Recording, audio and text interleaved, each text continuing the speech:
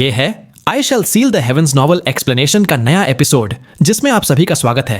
पिछले एपिसोड के last scene में देखा था कि मेंगहाओ कहता है, मैं तुम्हारी बात पे शक नहीं करता फेलो दाओइस्ट हान। फिर उसने एक इंसेक्ट उठाया, इनकैंटेशन कंटिन्यू किया और जेड स्लिप की मेथड से इंसेक्ट को एग्जिट के थ्रू भेज दिया। साथ ही एक रटन वाइन भी भेजी जो जमीन के नीचे छुपी थी। इंसेक्ट से उसने कुछ फेंट सा लोकेशन का फील लिया। वो जगह डेफिनेटली कहीं और थी, बहुत कहीं दूर। लेकिन उसी समय उस वाइन से इंटेंस खतरा महसूस हुआ। मेंगहाओ की आंखों में संकोच आया। तुरंत ही वो वाइन मर गई और मरने से पहले उसने मेंगहाओ को एक आखिरी इमेज भेजी, जो थी एक बहुत बड़ा ब्रॉन्ज कॉल्ड्रन जो इतना बड़ा था जैसे 10,000 मीटर ऊंचा हो। अब आगे ब्रॉन्ज कॉल्ड्रन की इमेज आंखों के सामने से चली गई। मेंगहाओ का चेहरा जैसे था वैसे ही शांत था, उसमें कोई बदलाव नहीं दिख रहा था। उसने शू युदाओ और बाकी सबको देखा। उनके चेहरे भी यूजुअल ही लग रहे थे, जैसे हान बेई की बातें उन्हें ठीक लगी हों। उसमें कोई शक नहीं किया गया। मेंगहाओ सोचता है, क्या ऐसा हो सकता है कि इन लोगों ने ब्रॉन्ज कॉल्ड्रन देखा ही नहीं? क्योंकि उसकी ब्लड से ब्रांड होने के बाद वो रटान वाइन्स एक हल्की सी डिमोनिक ऑरा छोड़ने लगी थी। हान बेई स्माइल करती है, फेलो डाओइस्ट्स, अब जब तुम सबको तसल्ली हो गई है तो चलो मेरे साथ क्लासिक ऑफ टाइम की लोकेशन पर। चाहे आज जो भी हो, अगर हमने क्लासिक पा लिया तो सबको एक एक कॉपी मिलेगी। उसने सबकी तरफ झुककर सलाम किया, फिर हवा में उड़ी और प्लेन के पार निकल गई। सेजाई दूसरे नंबर पर उड़ान भर गया। उसके बाद शू युदाओ और ली वाली औरत, सबसे आखिर में मेंगहाओ और ग्रे रोब वाला कल्टीवेटर रंगीन बीम्स में बदलकर आसमान में शूट हो गए। सफर के दौरान कोई कुछ नहीं बोला, हर कोई अपने सोच में डूबा हुआ था। मेंगहाओ के चेहरे पर कोई भी एक्सप्रेशन नहीं था, लेकिन उसका दिमाग उस ब्रॉन्ज कॉल्ड्रन की तस्वीर से भरा हुआ था। अब वो 70 से 80% तक यकीन कर चुका था कि जो जगह उसने देखी थी वो कोई एग्जिट नहीं थी, बल्कि हान बेई का किसी तरह का ट्रैप या प्लान था। वो श्योर नहीं था कि हान बेई ने सबको बेवकूफ बना दिया है या नहीं, लेकिन उसके पास उसका गुड लक चार्म था, इसलिए उसे अभी तक कोई खास डर नहीं था। क्लासिक ऑफ टाइम की लोकेशन वैसे भी अजीबों गरीब और चौंकाने वाली थी। अगर ऐसी नहीं होती तो हान बेई इतना समय और रिसोर्सेज उस पर नहीं लगाती। वो सोचता है, आखिर हान बेई ने इस क्लासिक ऑफ टाइम के बारे में जाना कैसे? तभी शू युदाओ सचमुच उसी सवाल को जुबान पे ले आता है। शू युदाओ बोलता है, फेलो दाओइस्ट हान, तुमने अब तक यह बताया नहीं, तुम्हें क्लासिक ऑफ टाइम के बारे में कैसे पता चला और तुमने पहला वॉल्यूम कैसे हासिल किया? हान बेई मुस्कुरा के पीछे देखती है। वो कहती है, फेलो दाओइस्ट शू, अगर इतने बेचैन हो रहे हैं तो मैं जवाब तभी दूंगी जब हम पहुंच जाएंगे। इसी वक्त सब एक बड़े प्लेन के किनारे पर पहुंच जाते हैं। तभी एक जोर का गूंज सुनाई पड़ता है। बहुत दूर से था, लेकिन फिर भी उसकी वजह से सब हान बेई और सेजी के अलावा हिल गए। लेट फाउंडेशन एस्टैब्लिशमेंट वाले कल्टीवेटर्स ने तुरंत अपनी कल्टीवेशन बेस को रोटेट किया और कुछ देर बाद रोरिंग और ग्रेविटेशनल फोर्स कम हो गया। सब कुछ नॉर्मल हो गया, बस उनके चेहरे थोड़े ज्यादा सफेद हो गए थे। हान बेई के चेहरे पे सॉरी जैसी एक हल्की सी एक्सप्रेशन आई, लेकिन वो कुछ बोलती नहीं। उसने हाथ उठाया और जमीन की तरफ झटके से पुश किया। तुरंत ही एक तेज हवा चली जो पूरे प्लेन पर फैल गई। उसने एक गहरी सांस ली और अपना बैग ऑफ होल्डिंग थपथपाया। एक जेड की बोतल हाथ में थी, ब्लू ग्रीन रंग की। जैसे ही हाथ में आई, हान बेई का चेहरा थोड़ा सीरियस हो गया। उसने वो बोतल नीचे फेंक दी। सबने देखा वो नीचे गिरती है। जैसे ही जमीन टच की, उस बोतल पे क्रैक्स आने लगे जो तेजी से फैल गए। क्रैक्स के अंदर से एक ब्लू लिक्विड उभरने लगा जो एक हल्का सा कड़वा ऑरा छोड़ रहा था। ये ऑरा फैले ही था कि ग्रे रोब वाले कल्टीवेटर की आंखें छोटी हो गईं। वो कहता है, यह तो ब्लू हेवन एलिक्सिर है। उसके शब्द खत्म भी नहीं होते कि वो ब्लू बॉटल एकदम से फूट जाती है। उसके अंदर का सफेद ब्लू लिक्विड एक धारा में मिस्ट बनाकर 300 मीटर के जगह में छा जाता है और उस मिस्ट के आते ही सारी घास गायब हो गई। जैसे वो घास तो सिर्फ एक इल्यूजन थी। जमीन का रंग बिल्कुल काला पड़ गया था, जैसे किसी पुरानी कर्स या एंशिएंट स्पेल का असर हो। हान बेई स्माइल करके बोलती है, फेलो दाओइस्ट सीमा, तुम वाकई काफी समझदार हो। हां, यह ब्लू हेवन एलिक्सिर है। एक बूंद भी पाना आसान नहीं था। यह काफी सारी इल्यूजन्स को तोड़ सकता है। उसने ग्रे रोब वाले आदमी को देखा, फिर मेंगहाओ और दूसरों की तरफ मुस्कुरा के देखा। फिर वो बोलती है, फेलो दाओइस्ट्स, मैं समझती हूं कि तुम्हारे मन में कई सवाल हैं। अभी जहां हम खड़े हैं यह जगह एक पुरानी पोर्टल पर बनी है जो ब्लेसेड लैंड के अंदर एक सील्ड जोन में ले जाती है।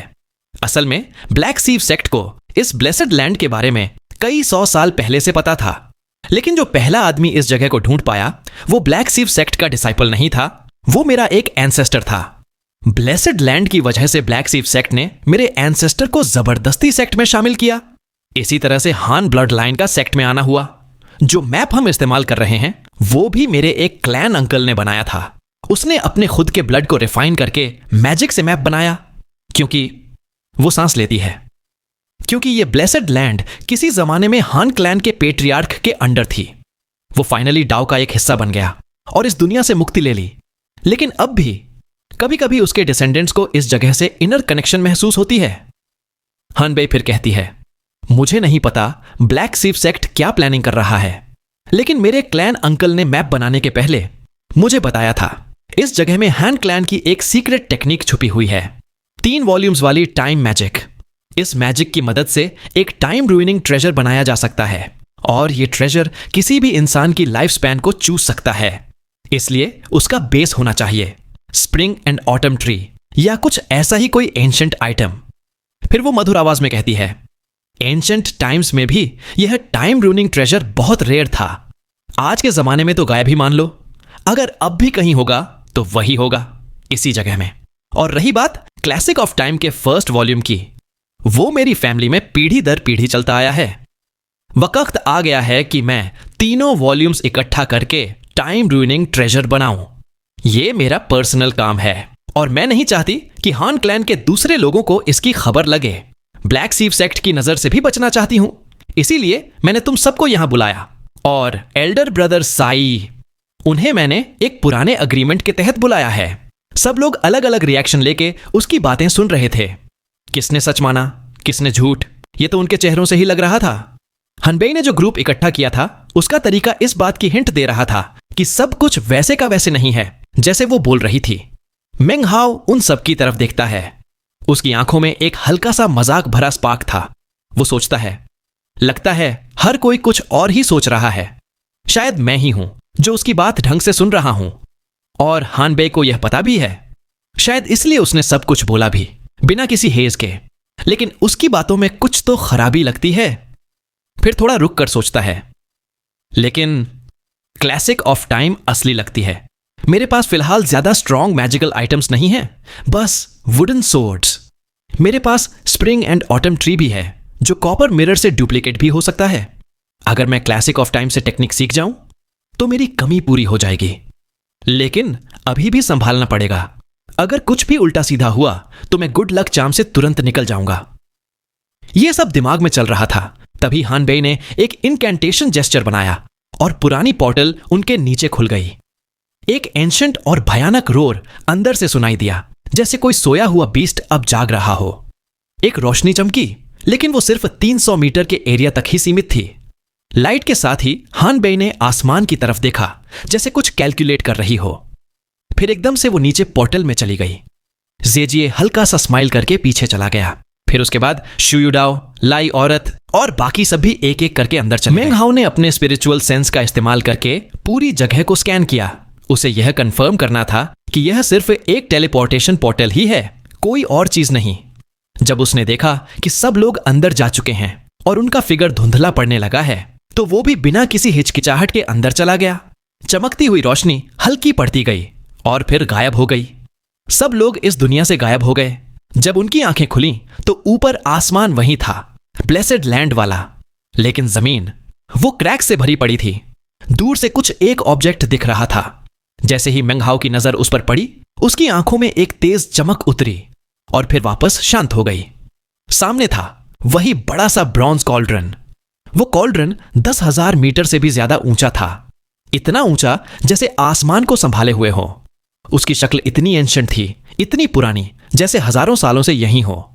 उससे एक बेमिसाल शक्ति निकल रही थी, इतनी भयानक कि हानबे जैसे लोगों के भी पैर थरथराने लगे। सभी के दिमाग में अलग अलग सोच चल रही थी। किसी ने सोचा, कॉल्ड्रन्स तो राष्ट्रों के चिन्ह होते हैं, उन्हें सिर्फ वो लोग बना सकते हैं जिनमें अनेक युगों की किस्मत होती है। और यहां ऐसा कॉल्ड्रन, विश्वास ही नहीं होता। किसी और ने दिल में कहा, क्या खूबसूरत ट्रेजर है। किस बंदे में इतनी हिम्मत हो सकती है कि ऐसा हेवनली कॉल्ड्रन फोर्ज करे। और किसी ने खुद से पूछा, इसका जो डिजाइन है वो तो किसी भी समय से परे लगता है, पक्का किसी एंशिएंट ऑलमाइटी बीइंग ने बनाया होगा, हजारों साल पहले। सबकी सांसें तेज हो गई थीं जब उन्होंने उस कॉल्ड्रन को देखा। ठंडे ग्रे रोब आदमी तक हल्के में गास्पिंग कर गया। उसकी आंखों में अजीब सी रोशनी चमक गई। जिएजे की आंखें तंग हो गई थीं और उसे अपना आप शांत करने में कुछ वक्त लग गया। मेंगहाओ ने तुरंत पहचान लिया, यह वही कॉल्ड्रन था जो उसने पहले ड्रैक रेड वाइन के जरिए देखा था जब वो सो कॉल्ड एग्जिट में गया था।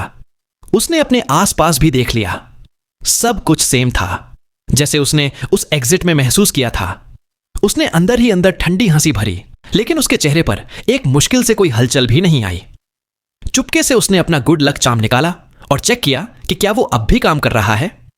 जब कॉन्फर्मेशन मिला कि वो चार्म अब भी एक्टिव है तो दिल में पेट्रियार्क रिलायंस के लिए थोड़ा आदर उभर आया। वो सोचता है, नहीं पता यह गुड लक चार्म कितना प्रेशियस है, लेकिन एक बात पक्की है, यह जगह में यह अब भी काम कर रहा है। थोड़ा आश्वास मिलने के बाद उसने दोबारा ऊपर देखा, उस मैसिव कॉल्ड्रन की तरफ। चाहे यह पहली बार नहीं थी जब उसने कॉल्ड्रन देखा था, लेकिन ऐसे सामने खड़े होकर महसूस करना जैसे खुद एक नीच कीड़े से कम ना हो, उसके दिल में औ थी। तभी शू युदाओ हल्की सांस भरकर कहता है, यह कॉल्ड्रन क्रैक्ड है। सब देख सकते थे कि वह आसमान छूता ब्रॉन्ज कॉल्ड्रन के एक साइड से एक बड़ी सी क्रैक नीचे तक गई है। ऐसी क्रैक जैसे किसी चीज ने उससे आधा तोड़ दिया हो, लेकिन पूरा नहीं तोड़ पाया। ज्यादातर लोगों के दिमाग में एक ही आइडिया आया कि किसी भेदभाव भरे मैजिकल आइटम के अटैक से यह क्रैक आई होगी, लेकिन मेंगहाओ की महसूसत कुछ और थी। उसने क्रैक को देखा, फिर आसमान की तरफ देखा, फिर ट्रिब्यूलेशन लाइटनिंग की उस तलवार जैसी फीलिंग को याद किया जो उसने पहली बार महसूस की थी। वही एहसास उसे क्रैक में महसूस हुआ। वो सोचता है, यह क्रैक किसी मैजिकल आइटम की वजह से नहीं, यह ट्रिब्यूलेशन लाइटनिंग का निशान है। तब सीजे शांत आवाज में बोलता है, लेकिन उसकी आंखों में शिद्दत थी। जो भी इस कोलोसस कॉल्ड्रन का मालिक बन गया और इसे अपना मैजिकल आइटम बना लिया, वो तो पूरी कल्टीवेशन वर्ल्ड को हिला सकता है।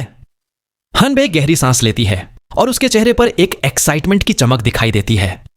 वो अपना दायां हाथ उठाती है और एक पुराने क्रीसेंट शेप के जेड का टुकड़ा हवा में छोड़ती है। यह जेड गहरे हरे रंग का है, लगभग काला, और इसका लुक एकदम अलग ही लेवल का लगता है। ऐसा लगता है जैसे यह किसी आदमी के हाथ में होने का नहीं, बल्कि किसी प्राचीन कब्र में दफन होने वाला ऑब्जेक्ट हो जिसे कभी रोशनी देखनी ही नहीं चाहिए। उसका कलर ऐसा लगता है जैसे उसने बहुत ज्यादा सिनिस्टर डेथ ऑरा सोख कर लिया हो। वो क्रेसेंट जेड जैसे ही बाहर निकलता है, एक चमकदार ग्लो रिलीज करता है जो आसपास सब कुछ कवर कर लेता है। ग्लो वेव की तरह आगे बढ़ता है और सीधा जाकर उस बड़े से कॉल्ड्रन के सरफेस पे बनी क्रैक में घुस जाता है। हनबे बोलती है, यहीं छुपी है क्लासिक ऑफ टाइम के आखिरी 2 वॉल्यूम्स।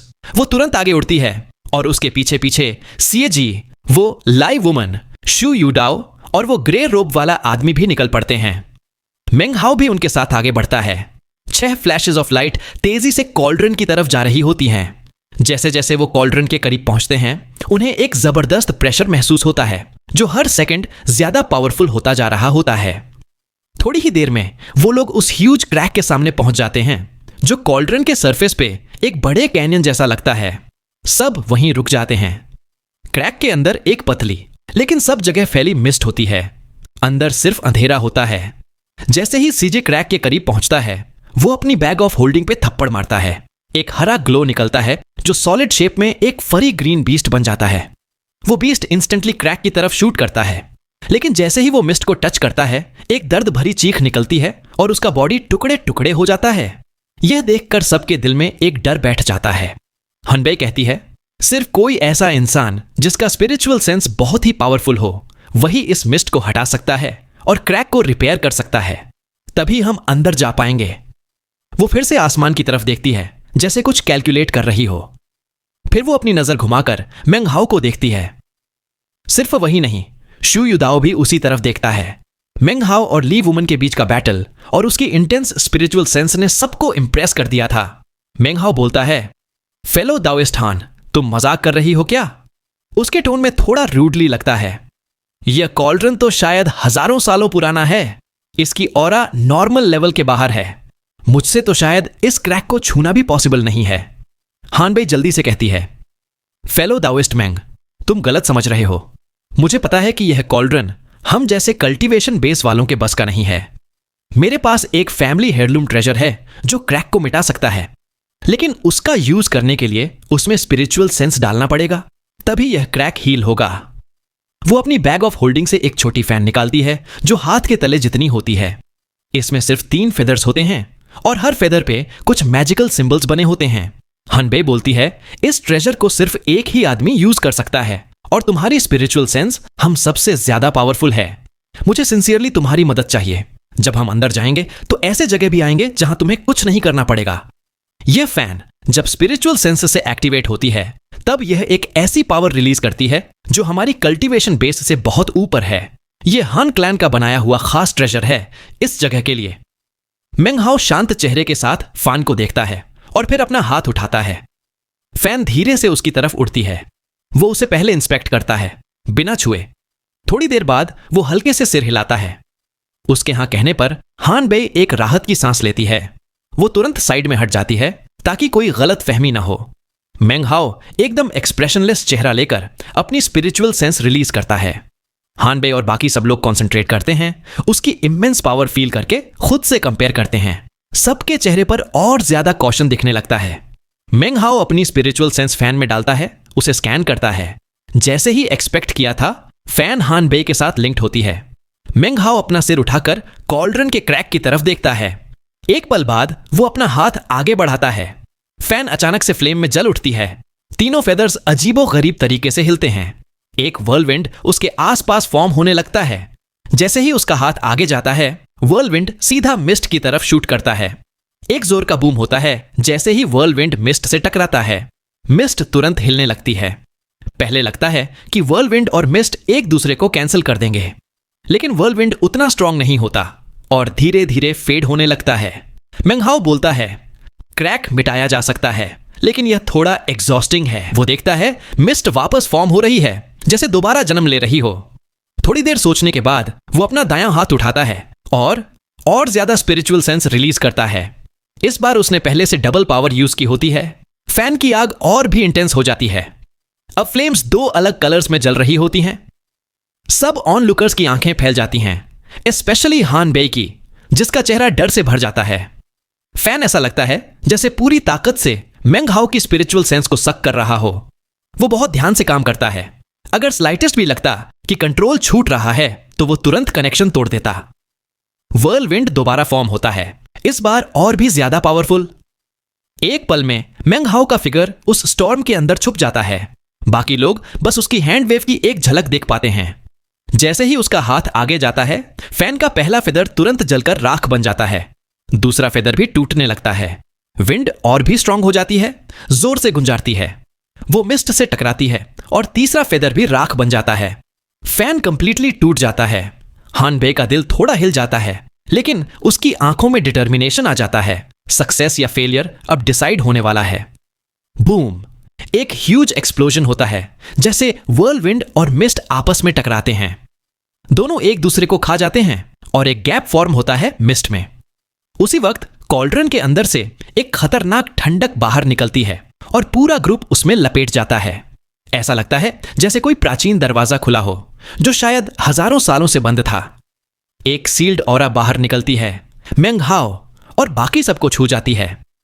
यह सब होता तो कोई बड़ी बात नहीं होती, लेकिन उस ठंड में एक चीज छुपी होती है, टाइम के अंदर के कुछ पुराने मेमोरीज। अचानक सबके सामने कुछ इमेजेस दिखने लगती हैं जो अनेक युगों पहले की होती हैं। एक मैसिव टेरिफाइंग ब्रॉन्ज कॉल्ड्रन नजर आता है। वह जमीन के ऊपर फ्लोट कर रहा होता है और आसमान लाल होता है। लाइटनिंग के जबरदस्त फ्लैशेस कॉल्ड्रन पे गिरते हैं, उसे बर्बाद करने की कोशिश करते हुए। लेकिन कॉल्ड्रन हार नहीं मानता।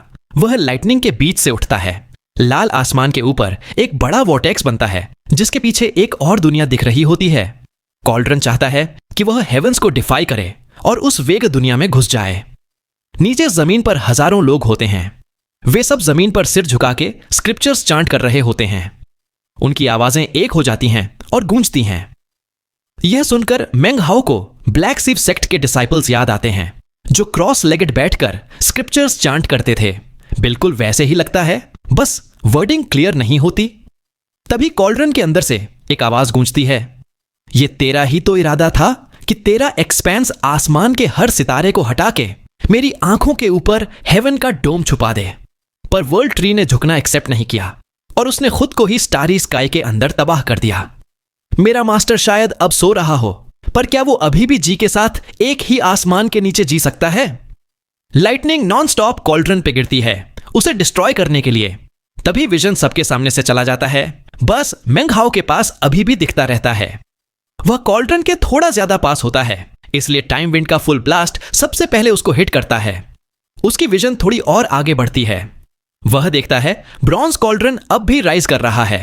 लाल आसमान से गिरती लाइटनिंग एक जगह मर्ज होने लगती है। हजारों लाइटनिंग बोल्ट्स इकट्ठा होकर एक जिगेंटिक स्पीयर बन जाते हैं। वह स्पीयर किसी टूथ की तरह लगता है जिसके आसपास लाइटनिंग ही लाइटनिंग होती है और वह कॉल्ड्रन की तरफ शूट करता है। बूम! कॉल्ड्रन जोर से कांप जाता है। एक बड़े साइज का क्रैक उसके बीच से निकलता है। वह अब और ऊपर नहीं जा पाता बल्कि नीचे गिर जाता है, जमीन पे टकराता है और एक और आवाज गूंजती है जैसे कोई थक गया हो। आवाज कहती है, तू ये कॉल्ड्रन मुझे यहां से ले जाने नहीं देना चाहता है, ठीक है, तो मैं हमेशा के लिए यहां आराम करूंगा, उस दिन का इंतजार करता हुआ जब तू गिर जाएगा। उसी मोमेंट मेंग हाओ की विजन फेड होने लगती है। वह गहरी सांस लेता है, फिर कॉल्ड्रन की तरफ देखता है। अब तक मिस्ट और क्रैक दोनों ऑलमोस्ट गायब हो चुके होते हैं। हन बे के चेहरे पर एक एंग्शियस एक्सप्रेशन होता है। वह बिना किसी हेजिटेशन के तुरंत आगे बढ़ती है, क्रैक की तरफ उड़ती है। बाकी लोग भी बिना कुछ बोले उसके पीछे निकल पड़ते हैं। मेंग हाओ भी उनके साथ क्रैक की तरफ उड़ चला जाता है। जैसे ही वह कॉल्ड्रन के अंदर जाता है, उसकी बैग ऑफ द कॉस्मोस में रखा हुआ कॉपर मिरर गर्म होने लगता है, लेकिन अभी उसे चेक करने का टाइम नहीं होता। मेंग हाओ कॉल्ड्रन के अंदर घुसता है और पाता है कि अंदर का वर्ल्ड लाइटनिंग और थंडर से भरा हुआ है। कॉल्ड्रन के अंदर का एरिया 10,000 मीटर से भी बड़ा होता है। हर जगह सिर्फ बिजली ही बिजली चमक रही होती है, जैसे एक लाइटनिंग की नदी हो। इतनी रोशनी होती है कि आंखों को देखना मुश्किल हो जाता है, लेकिन ग्रुप के पास टाइम नहीं होता यह सब देखने का। तभी एक पेन से भरी चीख उनके बीच से सुनाई देती है। वो लाइव वुमन सबसे लास्ट में अंदर घुसती है। जैसे ही वह अंदर आती है, एक लाइटनिंग बोल्ट स्पीड से उस पर गिरता है। वह चीखती है और उसका पूरा बॉडी फ्लाइंग ऐश में बदल जाता है। उसकी बैग ऑफ होल्डिंग तक जलकर गायब हो जाती है।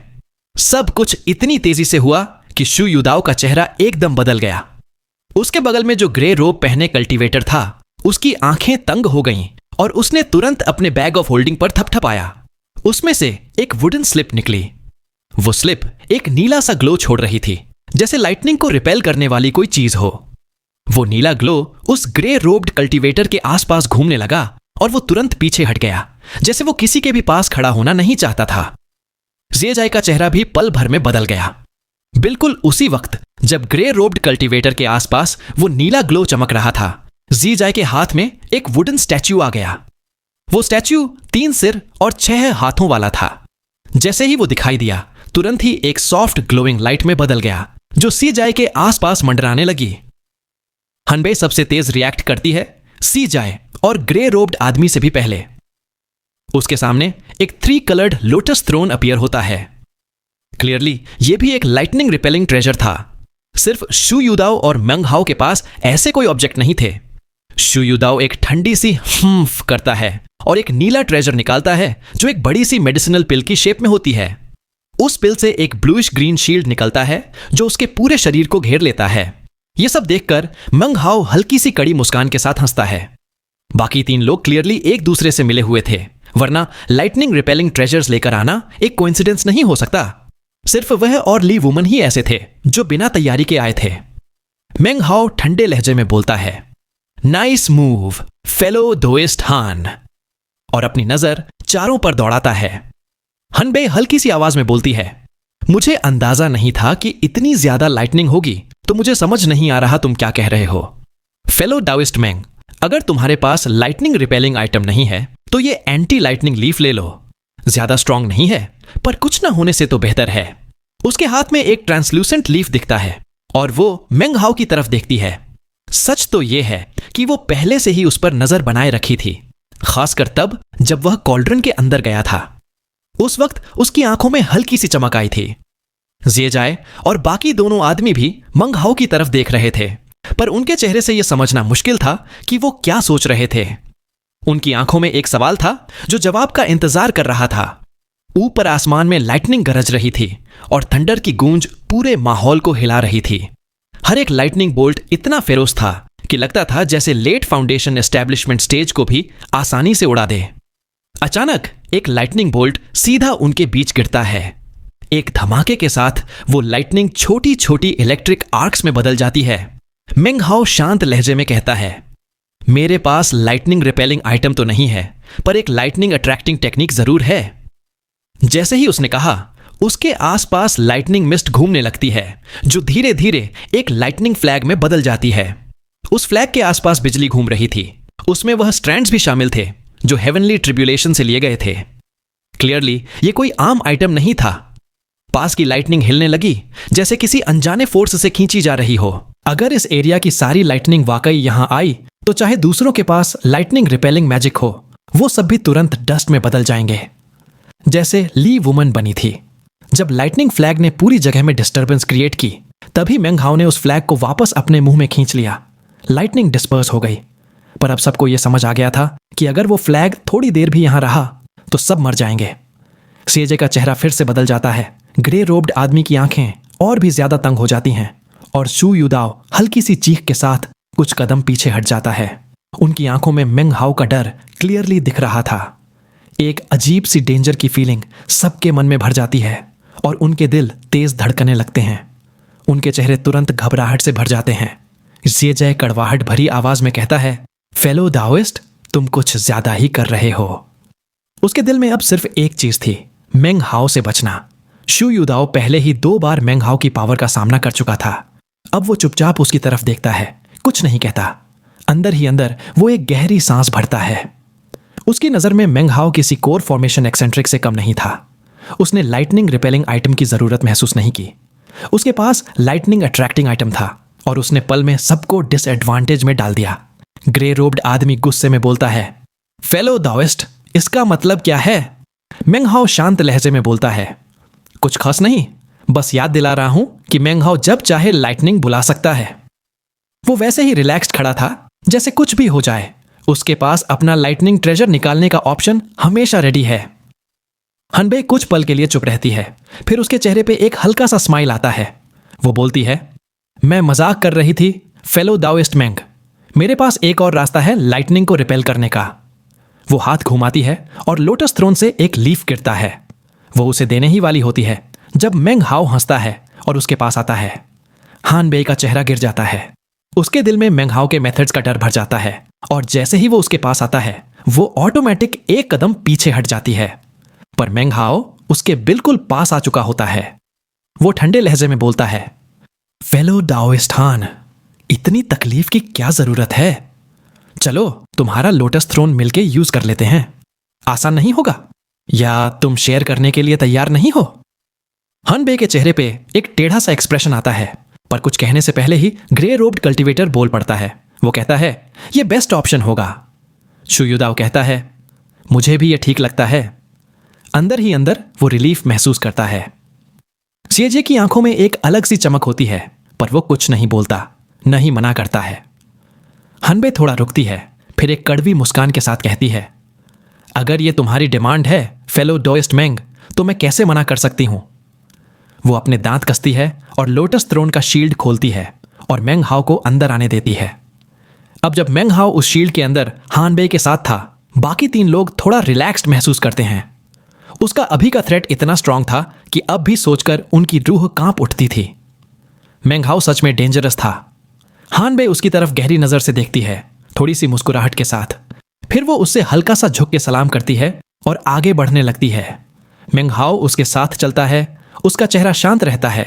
शीजिए और बाकी लोग भी उनके पीछे चलते हैं। 5 लोग धीरे धीरे लाइटनिंग के तूफान में से गुजरते हैं। हर तरफ गरजने की आवाज गूंज रही होती है। लाइटनिंग जमीन पे गिरती है, स्पार्क्स चारों तरफ फैल जाते हैं। क्लियरली लाइटनिंग रिपेलिंग आइटम्स काफी पावरफुल थे। सब लोग सेफ दिख रहे थे। मेंग हाओ उन सब पर नजर डालता है, अंदर ही अंदर ठंडी सी मुस्कान करता है। ये मैजिकल आइटम्स कोई फाउंडेशन एस्टेब्लिशमेंट कल्टीवेटर्स के पास नहीं होने चाहिए थे। हर एक कल्टीवेटर के पीछे कोई पावरफुल बैकिंग जरूर थी जो इन्हें यहां भेज रही थी। वो सोचता है जेजे के पास सिर्फ ब्लैक सिव सेक्ट का सपोर्ट है, पर ग्रे रोब्ड आदमी और जुयुडाओ क्लियरली सिंपल रोग कल्टीवेटर्स नहीं लगते। जरूर इनके कनेक्शन स्ट्रांग होंगे। ग्रुप आगे बढ़ता जाता है और लाइटनिंग और भी इंटेंस और स्केरी हो जाती है।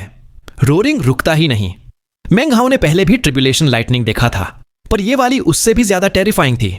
वो सोचता है यह जगह फाउंडेशन एस्टैब्लिशमेंट कल्टीवेटर्स के लायक नहीं है।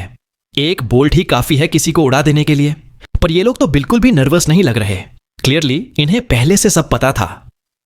मुझे ट्रिब्यूलेशन लाइटनिंग ने टारगेट किया था क्योंकि मेरा परफेक्ट डाओ पिलर अलाउड नहीं है, और ये कॉल्ड्रन लगता है हेवंस का स्पिरिट खुद इसे डिस्ट्रॉय करने के लिए पागल है, मुझसे भी ज्यादा। मेंग हाओ आगे देखता है। लाइटनिंग इतनी इंटेंस थी कि कुछ दिखाई नहीं दे रहा था। सिर्फ एक ऑप्शन था, आगे बढ़ना। कोई कुछ नहीं बोलता। 1 घंटा बीत जाता है। वो काफी अंदर तक पहुंच जाते हैं। अब लाइटनिंग थोड़ी कम होती है और उन्हें थोड़ा सा क्लियरली दिखाई देने लगता है। जो वो देखते हैं उससे सबकी सांसें तेज हो जाती हैं। जुयुडाओ गस्प करता है। ये तो उसका चेहरा शॉक से भरा होता है। जेजे की आंखों में चमक होती है। वो तेज सांस लेता है। उसके पास खड़ा ग्रे रोब्ड कल्टीवेटर भी सेम डायरेक्शन में घूरता रहता है। हनबे की आंखें भी और ज्यादा चमकने लगती हैं। काफी आगे कॉल्ड्रन के सेंटर में 9 मैसिव स्टैच्यूज होते हैं। हर एक स्टैच्यू एक मिडिल एज्ड आदमी को दिखाता है। उनका ड्रेस मॉडर्न टाइम के जैसे नहीं था, काफी सिंपल था, लेकिन क्लियरली लॉन्ग रोब्स थे। 9 में से 3 के सिर पे क्राउन्स होते हैं। 2 के लंबे बाल उनके कंधों तक लटक रहे होते हैं। एक तो पूरी तरह गंजा था। हर एक में एक अलग सी पावरफुल ऑरा होती है, जैसे वो किसी पावरफुल डाओ को दिखाते हों। जो भी उन स्टैच्यूज को देखेगा वो शॉक हो जाएगा। एक एंशंट ग्लोरी का फील आएगा। स्टैच्यूज सीधे खड़े नहीं थे, सब एक घुटने के बल झुके हुए थे, दोनों हाथ ऊपर उठाए हुए, सिर झुकाए हुए। उनके हाथों में कुछ चीजें दिखाई देती हैं। किसी के पास व्हील शेप्ड ट्रेजर, किसी के हाथ में एक एक्स्ट्रॉर्डिनरी सोर्ड, और किसी के हाथ में एक ग्लोइंग जेड बॉटल होती है। हर एक स्टैच्यू के पास एक अलग ट्रेजर होता है। उन ट्रेजर्स का ग्लो बहुत इंटेंस होता है। उनका लाइट काफी आफ्टर इमेजेस क्रिएट करता है। मेंग हाओ और बाकी लोग देख के हैरान रह जाते हैं। एक स्टैच्यू के हाथों में 2 एंशंट स्क्रोल्स होते हैं और उस स्टैच्यू का चेहरा हान बे से मिलता जुलता होता है। उस स्टैच्यू के बैक पे एक जायंट क्रैक होती है जो क्लियरली लाइटनिंग से छेड़ी गई थी। पता नहीं कितने सालों पहले हुआ था ये सब। अगर बस इतना ही होता तो बात सिंपल होती, पर आगे और भी था। मेंग हाओ शॉक्ड रहता है और बाकी लोग भी जोर जोर से सांस ले रहे होते हैं। इन 9 स्टैच्यूज के बीच में, जिसे वो सब बो कर रहे थे, एक ब्रॉन्ज सर्कुलर कॉल्ड्रन होता है। और फिर मेंग हाओ के दिमाग में एक आवाज गूंजती है, बाहर से चतुर्भुज, अंदर से गोल। ये है हेवन स्ट्रैंड।